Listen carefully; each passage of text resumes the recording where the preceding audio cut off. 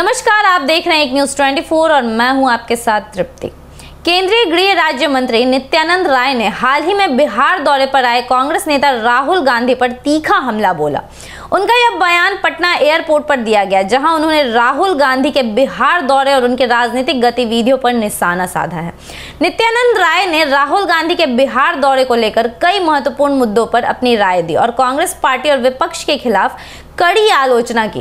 इस लेख में हम नित्यानंद राय द्वारा किए गए आरोपों और उनकी बयानबाजी को विस्तार से समझेंगे। सबसे पहले राहुल गांधी, जो इस समय बिहार दौरे पर है, बेगूसराय के लिए रवाना हो चुके थे और उनका यह दौरा कांग्रेस पार्टी और विपक्षी गठबंधन के लिए खासा महत्व रखता है, क्योंकि वह बिहार में पार्टी की राजनीतिक स्थिति को मजबूती देने के लिए सक्रिय है।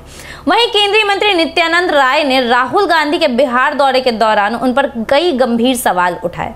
उन्होंने कहा कि राहुल गांधी जहां भी जाते हैं वहां अपनी पार्टी का खटिया खड़ा करते हैं और अब बिहार में आए हैं ताकि वह तेजस्वी यादव की खटिया खड़ी करें। यह बयान नित्यानंद राय ने राजनीतिक संदर्भ में दिया, जहां उन्होंने राहुल गांधी और उनके समर्थकों के राजनीतिक असमंजस और विरोधी नेताओं के बीच समन्वय की कमी को इंगित किया।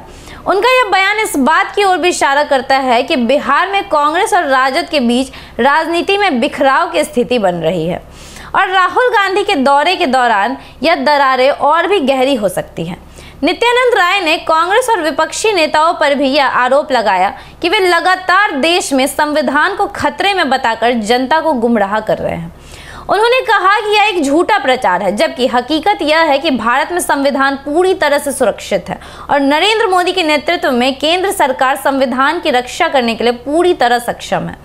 राय का कहना था कि जब से नरेंद्र मोदी की सरकार बनी है, तब से देश में सभी चीजें सुरक्षित है और विकास की गति तेज हो गई है। यह बयान विपक्षी दलों के द्वारा केंद्र सरकार के खिलाफ संविधान और लोकतंत्र की सुरक्षा को लेकर उठाए जा रहे सवालों का जवाब था।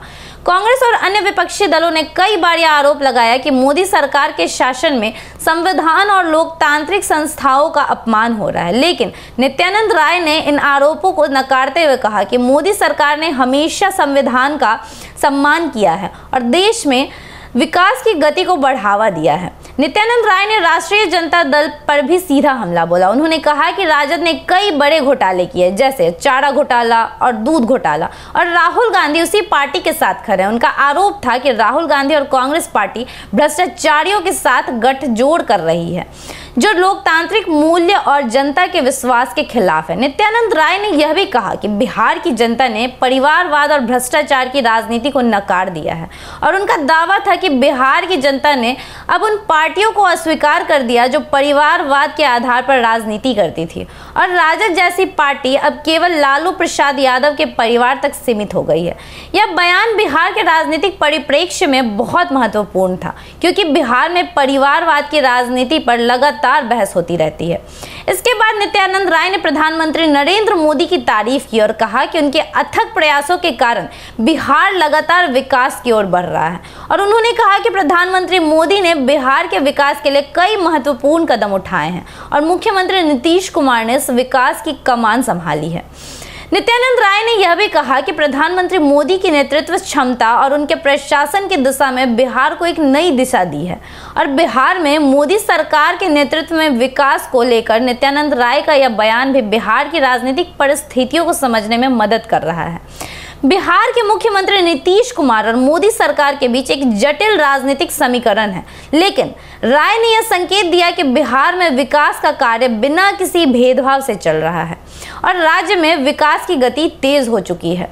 नित्यानंद राय के इस बयान से यह तो साफ हो जाता है कि भाजपा ने विपक्षी गठबंधन, खासकर कांग्रेस और राजद को अपने लिए एक प्रमुख राजनीतिक चुनौती के रूप में देखा है। राहुल गांधी का बिहार दौरा और उनकी राजनीतिक गतिविधियां भाजपा के लिए चिंता का विषय बन चुकी है, क्योंकि यह राज्य में भाजपा के लिए प्रतिबद्धता की ओर तेज कर सकता है। कांग्रेस और राजद के बीच की गठबंधन राजनीति के अलावा नित्यानंद राय का यह बयान यह भी संकेत दे रहा है कि भाजपा अपने राजनीतिक फायदे के लिए विपक्षी दलों के भ्रष्टाचार और परिवारवाद जैसे मुद्दे को लगातार उभारने का प्रयास करेगी और यह भाजपा की रणनीति का हिस्सा है। जिसके तहत वह अपने विरोधियों की कमजोरियों का फायदा उठाने का प्रयास करती है।